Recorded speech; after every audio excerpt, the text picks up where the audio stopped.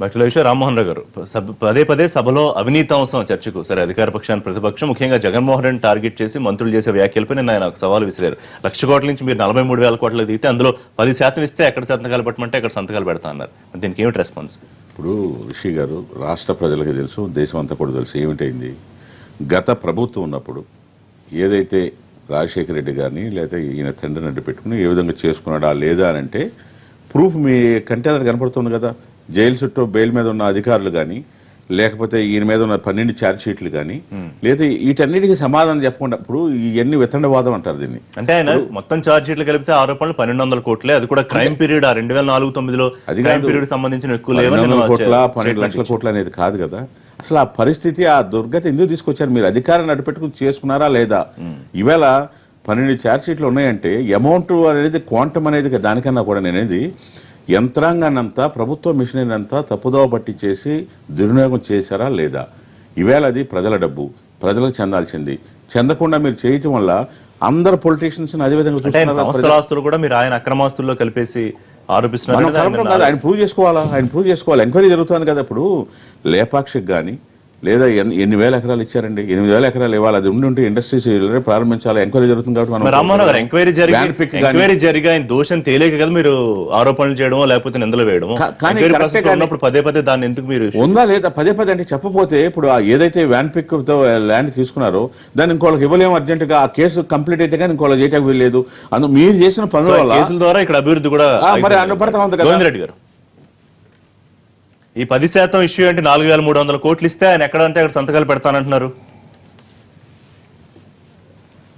ఋషి గారు, ఇది చాలా సార్లు చర్చ. అంటే వీళ్ళు ఇంతకు ముందు కూడా 2014 ఎన్నికల ముందు కూడా జగన్మోహన్ రెడ్డి గారి మీద 1,00,000 కోట్ల అవినీతి చేసినాడు అనేటువంటి ఒక పెద్ద ఎత్తున ఆరోపణలు ప్రజల్లోకి తీసుకెళ్లి ఏదైతే తీసుకుపోయి మరి ఈ అధికారంలోకి వచ్చినటువంటి బాపుతో అనేకమైనటువంటి హామీలు ఇచ్చి ఏది కూడా నెరవేర్చనటువంటి హామీలు ఇచ్చి ప్రతిపక్ష నేత ఇప్పుడు ఏమంటారంటే వాళ్ళు ప్రైవేట్ గా ఎక్కడ జరిగినా కూడా మేము అలా ఆరోపణలు చేసినామండి అధికారం రావడానికి. ఇప్పుడు మీ జగన్మోహన్ రెడ్డి గారి దగ్గర 1 రూపాయి కూడా లేదని మాకు తెలుసు అని చెప్పి వాళ్ళే ప్రైవేట్ చెప్పరు. మీరు అంటే ప్రైవేట్ వాటిని మనం ఎవరో చెప్పినట్లా ముఖ్యమంత్రి కాకముందు ఇన్కమ్ ట్యాక్స్ ఏ విధంగా 7 డబ్బులు కూడా లేక ఏ విధంగా బాధపడ్డారు రాజశేఖర రెడ్డి గారు అనేది పత్రికలో కూడా మనం చూసాము. ఇల్లు కూడా ఆ రోజు అమ్మకాన్ని పెట్టారనేది. అలాంటిది అధికారం వచ్చిన తర్వాత లోటస్ పాండ్ గానీ బెంగళూరులో ప్రాపర్టీస్ గానీ ఇవన్నీ కూడా అదే విధంగా సాక్షి పత్రికలోకి ఇండైరెక్ట్ గా మీరు సూట్ కేసు కంపెనీలు పెట్టి ఏ విధంగా డబ్బు వచ్చింది అనేది ఎస్టాబ్లిష్ చేశారు. మీ దగ్గర ఉంది. రామ్మోహన్ రావు గారు, మీరు బిజినెస్ లో ఉన్నారు, వాళ్ళు కూడా వాళ్ళ కుటుంబం చాలా సంవత్సరాల నుంచి కూడా బిజినెస్ లో ఉన్నారు. చంద్రబాబు నాయుడు గారు కూడా బిజినెస్ లో ఉన్నారు వాళ్ళ కుటుంబము. కాబట్టి వాళ్ళ ఆస్తులు ఎట్లా సంపాదించుకుంటారో ఏదనేది ఇన్కమ్ ట్యాక్స్ ఉంటుంది, విజిలెన్స్ ఉంటుంది, ఈడీ ఉంటుంది, అన్ని అనేకమైనటువంటి ప్రభుత్వ యంత్రాంగ సంస్థలు ఉంటాయి.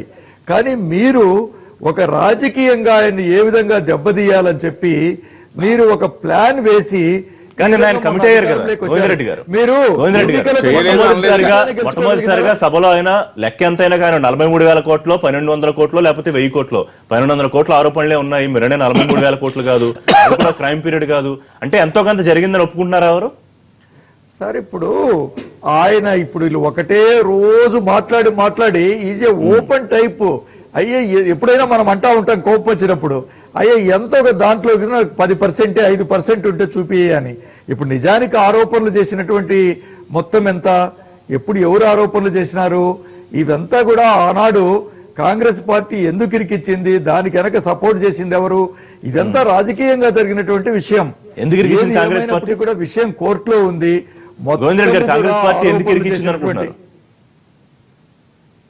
ఆ రోజు ఎవరు కాంగ్రెస్ నా మీరు అన్నారు కాంగ్రెస్ పార్టీ ఇరికించిందని, నేను జగన్మోహన్ రెడ్డి కూడా అన్నారు సభలో. అవును, ఖచ్చితంగా. ఇప్పుడు వాళ్ళ నాన్నగారు అధికారం ఉన్నప్పుడంతా ఒక విధంగా ఉన్నారు. ఆయన చనిపోయిన తర్వాత ఇప్పుడు సోనియా గాంధీ గారి మాట వినలేదని చెప్పి కానీ మిగతా అప్పుడు వాళ్ళ మాట ఆయన వినడం లేదు అనేటువంటి ఉద్దేశంతో వాళ్ళందరూ కూడా ఆయన ఏదో ఒక విధంగా ఫిక్స్ చేయాలని చెప్పి.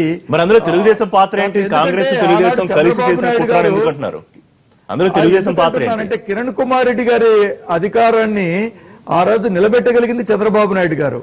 వాళ్ళిద్దరి మధ్య కూడా ఒక ఒడంబడిక ప్రకారమే దీంట్లో రాజకీయంగా ఇది జరిగినటువంటి ఒక కుట్ర తప్ప అందరికీ తెలుసు. ఆయన డాక్టర్ శంకర్రావు గారు గాని ఎర్రంనాయుడు గారు గాని వీళ్ళందరూ ఏ విధంగా కేసు గోవిందరెడ్డి గారు చాలా తప్పు చెప్తున్నారు. ఎర్రనాయుడు గారు కానీ నేనే ఉన్నాను, అటువంటి ఎప్పుడూ జరగలేదు. ఢిల్లీలో నేను కూడా ఉన్నాను. మీరు అవాస్తవాలు మాట్లాడుతూ ఉన్నారు. చంద్రబాబు నాయుడు గారు మేము కాంగ్రెస్ వ్యతిరేకంగా మా పార్టీ పుట్టింది. స్వర్గీయ నందమూరి తారక రామారావు గారు జగన్మోహన్ రెడ్డి గారి విషయంలో కాదు, అది మేము కాదు, అధికారం చేతిలో ఉంది. తల్లి కాంగ్రెస్ పిల్ల కాంగ్రెస్ ఒకటని ప్రజలంతా చెప్తా ఉంటే మేము కాంగ్రెస్ అంటే జనం నవ్వుతారు. గోవిందరెడ్డి గారు ఒక్క నిమిషం, సత్యనారాయణ గారు మీరు చెప్పాలి. అప్పటి వరకు కాంగ్రెస్ లో ఉన్నప్పుడు రాజశేఖర రెడ్డి గారు నేను చాలా మంచి వాళ్ళము, నేను పార్టీ నుంచి బయటకు వచ్చేసిన తర్వాత మా మీద కేసులు పెట్టించారు. ముఖ్యంగా కాంగ్రెస్ పార్టీ తెలుగుదేశం పార్టీ ఈ విషయంలో కలిసి ఆయన మీద కుట్ర పన్నారని నిన్న సభలో గోవిందరెడ్డి గారు.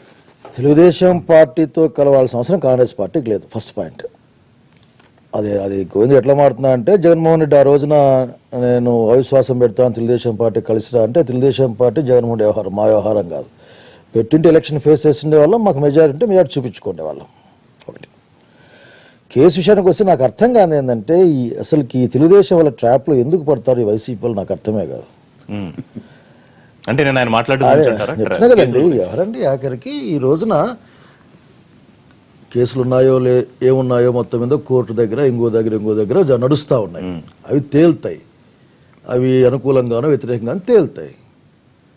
దాన్ని అక్కడి నుంచి చంద్రబాబు నాయుడిని ఇతని కోటరీ నిలబెట్టాల్సిన నిమిషంలో మనం సమానం చెప్పుకునే పరిస్థితి నాకు ఎప్పటికీ అర్థమై చావదు. చంద్రబాబు నాయుడు పైన లక్షల కోట్ల అవినీతి పైన ఆరోపణలు ఉన్నాయి. అసలు నిస్సిగ్గుగా చంద్రబాబు నాయుడు అవును మా వాళ్ళ డబ్బులు ఉంటే కొంటారు భూములు తప్ప అసలుకి ఆ రాజధాని భూములు కదండి నాకు బాగా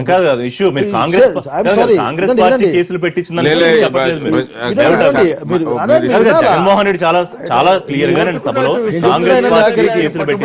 నేను చెప్పానంటే ఎందుకు తెలుగుదేశం పార్టీ ట్రాప్ లో పడతారు. ఇప్పుడు కేసులు పెట్టిస్తే కేసులు వెనక ఏముందో అనేది చెప్పారు జగన్మోహన్ రెడ్డి సోనియా గాంధీ మాట సరే అది గోవిందుడి అభిప్రాయం. అది కాదా? అవునా? అది నేను కాదనుకుంటున్నా. నేను అది గోవిందుడి అభిప్రాయం. నేనేదేమంటే అసలుకి నాకు ఆశ్చర్య విషయం ఏంటంటే ఏంటి ఎవరు అచ్చెంనా ఇట్లాంటి వాళ్ళు లేచి మాట్లాడితే అసలుకి చంద్రబాబు నాయుడు అసలు కళ్ళెదురుగా ఒక స్కామ్ చేస్తే అది నువ్వయ్యా అని చెప్పాలి. నువ్వు న్యాయం చెప్పనా నువ్వే న్యాయం చెప్పు. అసెంబ్లీలో విజయవాడకు ఆ పక్క నేను రాజధాని పెడతా అని చెప్పి ప్రకటించిన పెద్ద మనిషి ఇటు పక్కల వాళ్ళు 1000 ఎకరాల భూములు కొన్న తర్వాత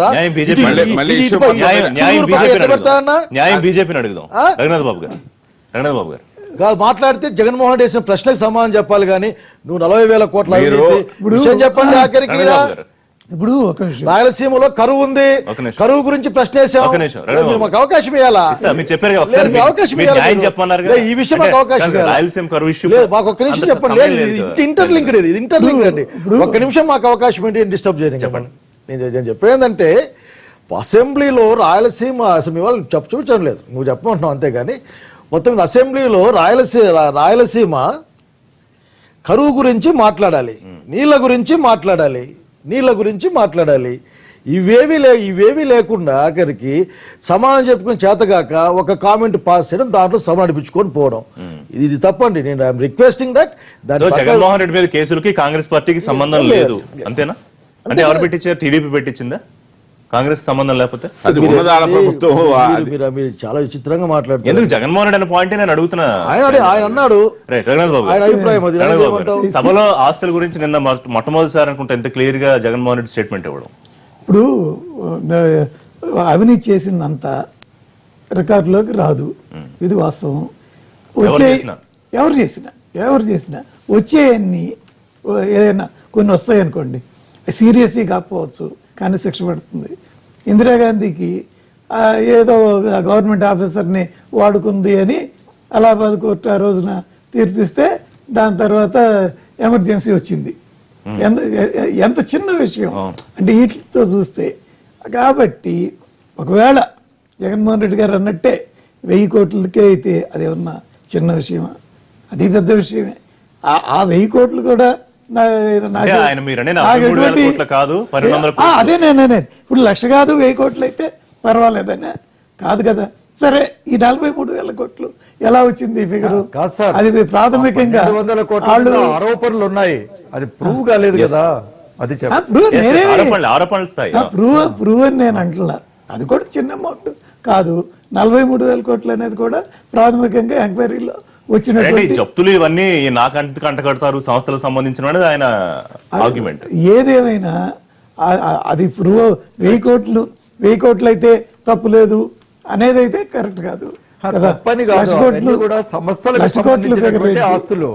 సరే, ప్రజలు ఎక్విజిషన్ అనుకోండి, లేదా టీడీపీ ఎక్విజిషన్ అనుకోండి, 43,000 కోట్లు అనేది దర్యాప్తు సంస్థల నుంచి వచ్చింది. బట్ ఏదైనా ఆయన ఇప్పుడు ప్రస్తుతం ఇవి ఆరోపణలు ఎదుర్కొంటున్నారు. సరే, కొన్ని చార్జ్ షీట్లు ఉన్నాయి, కానీ నిందితుడు దోషి అన్న తర్వాత దాని మీద మాట్లాడితే బెటర్. ఒక మేజర్ ఇష్యూ మీరు మిస్ అయిపోతున్నారు ఇక్కడ. In the process what happened, top industrialist జైల్లో ఉన్నాడు.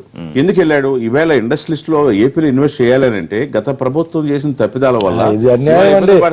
ఇది అన్యాయం అండి. చంద్రబాబు నాయుడు గారు ఎందుకు వెళ్ళారు చెప్పండి? ఓటుకు ఓటు కేసులో ప్రసాద్ ఉన్నారు. గారు మళ్ళీ ఓటు కొంటారు. ఎంత మాట్లాడతారండి ఈవేళ మీరు? మ్యాట్రిక్స్ ఇంత ప్రసాద్ దారుణంగా. వెళ్ళాడు, ఆయన పారిశ్రామికవేత్త. కాదు, చంద్రబాబు ఇంకొక ఆయన నాయుడు గారు చంద్రబాబు అంటే స్టేల్ మీ మీద స్టేట్ బతుకుతున్నారు. అంటున్నారు. చంద్రబాబు బ్రాండ్ నాయుడు గారు దెబ్బతీస్తారు, కోర్టులో స్టేల్ మీద బతుకుతున్నారు. బ్రాండ్ ఆరోపణలకి ఏంటండి ఇది? థ్యాంక్ యూ రామ్మోహన్ రావు గారు, థ్యాంక్ యూ శైలజానాథ్ గారు, థ్యాంక్ యూ రఘునాథ్ బాబు గారు, థ్యాంక్ యూ గోవింద్ రెడ్డి గారు, విజయవాడ స్టూడియో నుంచి లైవ్ లో అందుబాటులోకి వచ్చినందుకు. ఇదే వాటి లైవ్ షో, రేపటి లైవ్ షో తిరిగి